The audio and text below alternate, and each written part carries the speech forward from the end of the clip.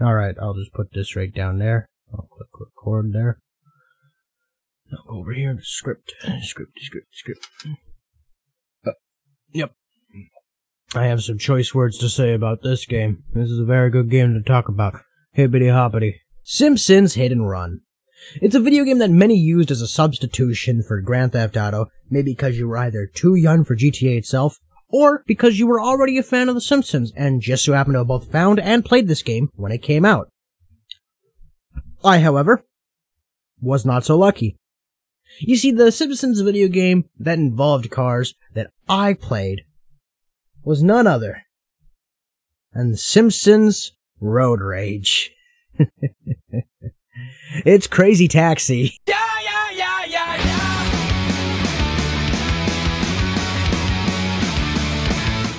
Yes, poor young me. To be honest, when I was younger, I did watch Simpsons Hit and Run, but I didn't know what the game was called. And when I was at a garage sale a few years back, I went and bought SpongeBob Creature at the Krusty Krab. There's more to this story, trust me. You see, I opened the case, the game wasn't there, and so the guys at the garage sale said, yeah, just pick whatever game you want. Just as a trade-in for Creature of the Krusty Krab, rather than give me my money back, because again, I was going to take a game anyway. So yeah. And I found this game. I saw The Simpsons, I saw Cars, and I said, oh yeah, let's do this. Because like many youth of yesteryear, I too wanted to kick Marge Simpson. But I was not so lucky. Obviously, if you were there, you could have probably seen my disappointment and confusion when I turned the game on for the first time and realized I couldn't get out of the cars. But that didn't stop me from having fun. Sure, there was no domestic abuse, and sure, I couldn't steal people's cars from them. But at least I could drive around Springfield and enjoy one of my favorite shows by having a simple Sunday cruise. And oh shit, there's a timer, where do I go? What do I do? Ah shit, oh shit, oh fuck, shit, fuck!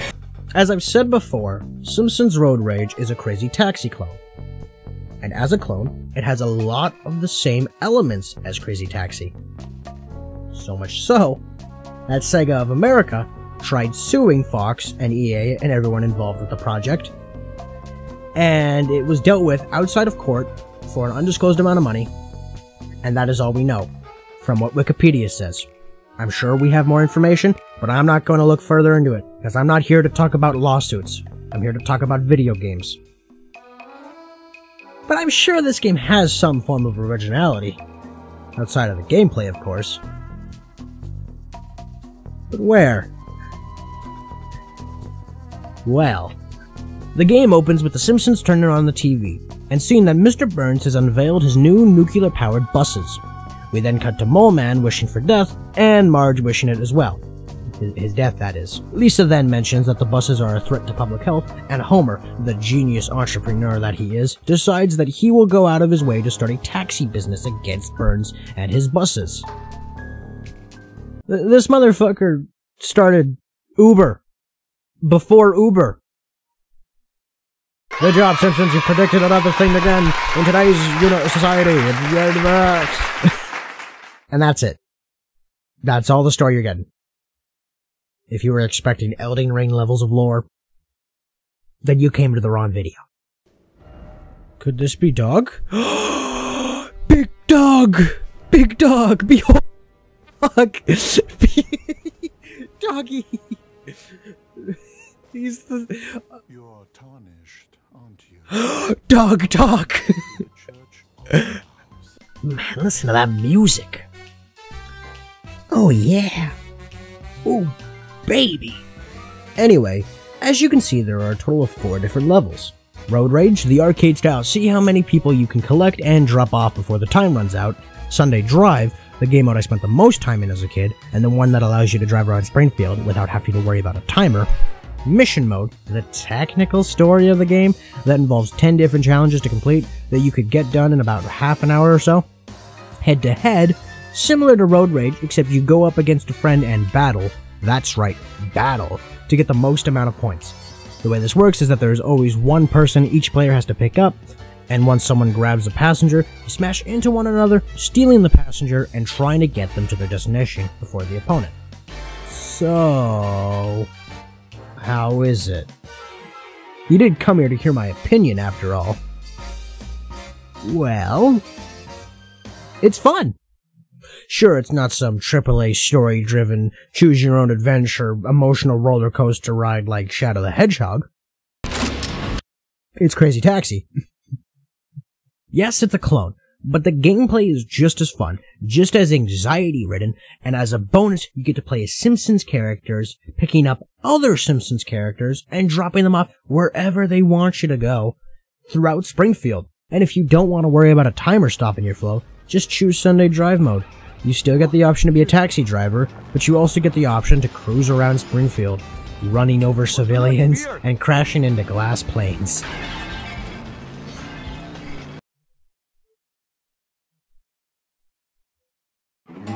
Now what about the missions? Well, each mission has their own little story to go along with them, and in Mission 1, Willie's Paper Shredder, you play as Groundskeeper Willie, who has a distaste for Mr. Burns' pro-transit propaganda. In the mission, you have to destroy a total of 12 newspaper boxes in a minute. I had a pretty easy time doing this mission. I had to restart once, but that was only because I had to get used to the controls again. In Mission 2, Homer on the Run, Mr. Burns finds out that Homer skipped work to go see a baseball game. As you play Bart, you have to help Homer return to work before Mr. Burns finds out, even though he already knows you're missing. I don't know. This mission was pretty easy. It was a simple drive straight type of mission. And Mr. Burns is literally parked out in front of the nuclear power plant and just sort of bolts away from you. So this is, I think, the quickest mission to complete. Mission 3 involves Barney in Barney's Rage. And the story states that Barney had a rough night, and to calm himself down, he decides the only way to do so is through multiple accounts, 12 to be exact, of homicide and manslaughter. You get a total of 45 seconds to find 12 mascots, and although that doesn't sound too hard, the majority of the time you either end up with a hair of time left or fail and have to start over. You see, when I was younger, I thought this mission was one of the hardest to play, but playing it now, it was actually pretty easy. I almost had to reset. I had like 11 seconds left. But it was really, really getting to me, because I was worried I was going to have to restart, because, like, man, it sucked. Like, it wasn't bad, but it did suck. And it's the reason why I hate games who have timers. As we continue through the story, we head off to Mission 4. Otto's driving to... Hold on a second. Uh-huh. Yeah. Yeah, okay, that's... Yeah, that's right. Based on the story we're given, Otto takes an annual driving test, and to keep his license, he has to knock over 15 out of 20 streetlights at the mini-mall. Okay! You get 30 seconds to do this task, and although I had to restart, if you know where you're driving, you could probably get this done in like 1 or 2 tries. I think it took me 2 or 3. Don't judge. Mission 5 is called Snake's Day Off, and in this mission, Snake is out on parole, and as such, he decides to wreak havoc on the power plant. You know, as part of his community service. Basically, you're going to run over 20 nuclear waste barrels in under 50 seconds, and as long as you follow the path of barrels, you'll be fine. In Mission 6, called They'll Never Take Me Alive, Grandpa Simpson forgot to take his medication, and in this hysteria, thinks that the garbage cans are out to get him. In the mission, you have to take out 12 garbage cans before the 40-second timer runs out. There's not much I can say about this. I got it done in like the first try, and then we're moving on. Mission 7, Save the Hover Car, we learn that Professor Frink has developed a more efficient hovercraft.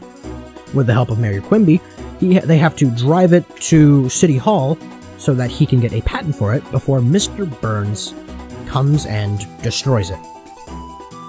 I'd like to take a moment to mention that Mr. Burns is actually in all of these levels.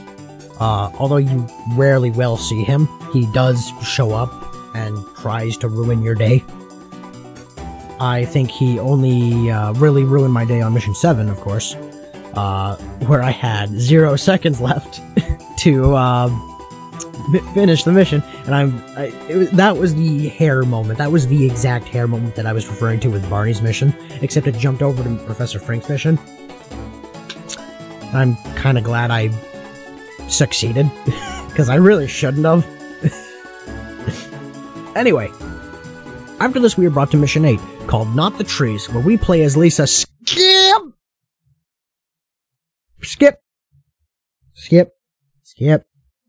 You might be asking me why I skip. Well, that's because I don't like Lisa as a character.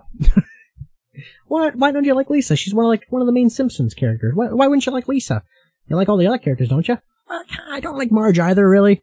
I mean, I'm alright with Marge, because she does have her moments, but Lisa's she never has her moments, and all her moments are the worst. Like, I'm gonna jump out of road rage for a second and just talk about Lisa and how much I dislike her, because I really want to. So, like, here, you want an example of why I don't like Lisa? This is a pretty good example. You see, she's a spoiled brat, honestly. She's egotistical. She's full of herself. Lisa gets jealous of a baby.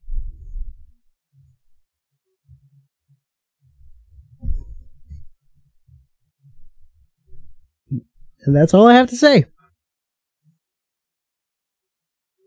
Anyway, back to the game.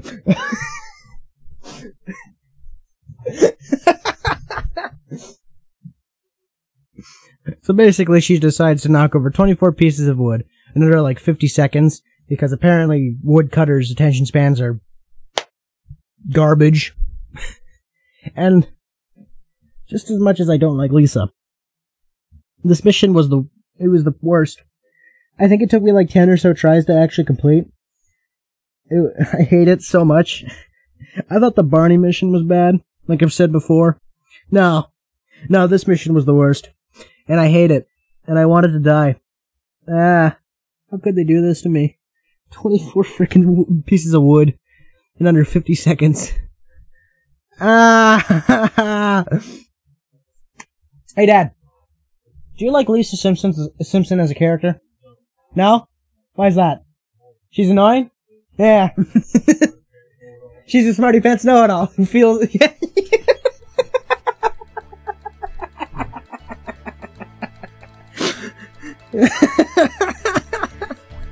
In Mission 9, Krusty's Escape, you play as Krusty the Clown, and the story, or the plot of this mission, is that Krusty the Clown has to get rid of signs that lead to his house because tourists and paparazzi don't know how to behave as human beings and treat others like humans, and use the signs to go to his house and take photos. Obviously, he's annoyed at this, and what does he do? He goes and takes out, I believe, 15 signs. This mission was actually pretty easy, honestly. I restarted like once, but that was because I got lost. I took a right instead of a left, and found myself in the sewers. But other than that, the Krusty mission is a much more easier mission in comparison to the Lisa mission that took me like maybe 10 minutes to do in comparison to the rest. Like, a good chunk of my footage is just the Lisa mission because of how much it sucks. Yeah. Anyway, so we're finally finished. Ron. You're Ron. How dare you think you're wrong? We're finished. How dare you? Anyway, Mission 10. That's the finishing mission. This is also a pretty easy mission. I thought it was a little bit harder as a kid because it took me like a good bit, but doing it again took me one try. You wanna know what it was? It's called Burns Arena. In Burns Arena, the story goes that Homer Simpson woke up and chose violence. He decides to go over to Mr. Burns' house and destroy his personal property. 20 statues to be exact. In technicality, it's 10 statues with 2 pieces that you can get in one go. So, but they say 20 to make it more eccentric. But it takes you like maybe 45 seconds. Yeah, it's 45 seconds. That's how long the timer is. And it's a pretty easy level, honestly. I think what's funny is that as the mission starts, Homer states that you'll remember my name after I do this, Burns. Like, You'll remember my name when we're finished here, Burns. He woke up and chose violence, and he decided that he was tired of Mr. Burns forgetting who he was. Now, what do you get if you complete these missions? Well, one of the best prizes that you can think of. And it's something that could only be built for Homer. Fuck.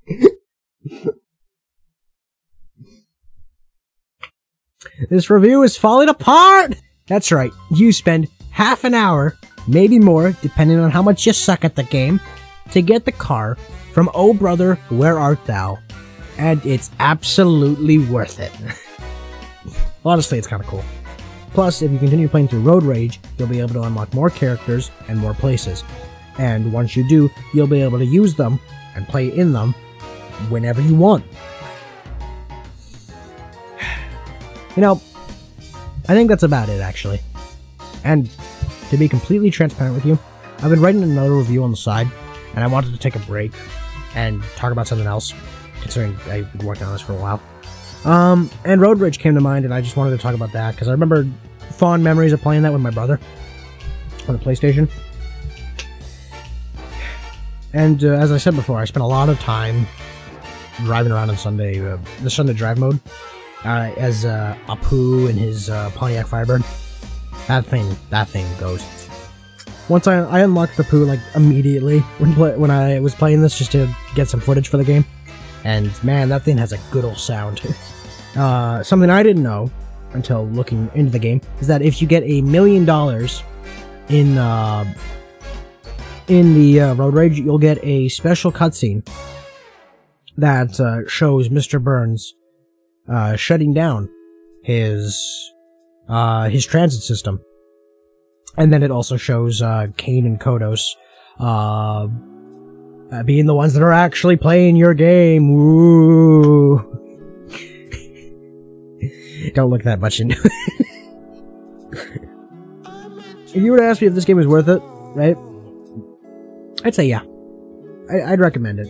And if you are a game collector like me and want to add another game to your collection, I totally recommend getting this, trying it out, and just having a good old fun with it. But yeah, that's about it. If you enjoyed, leave a like, subscribe, all that stuff. And until my next video, I'll see you guys when I see you guys. Peace. Take care of you.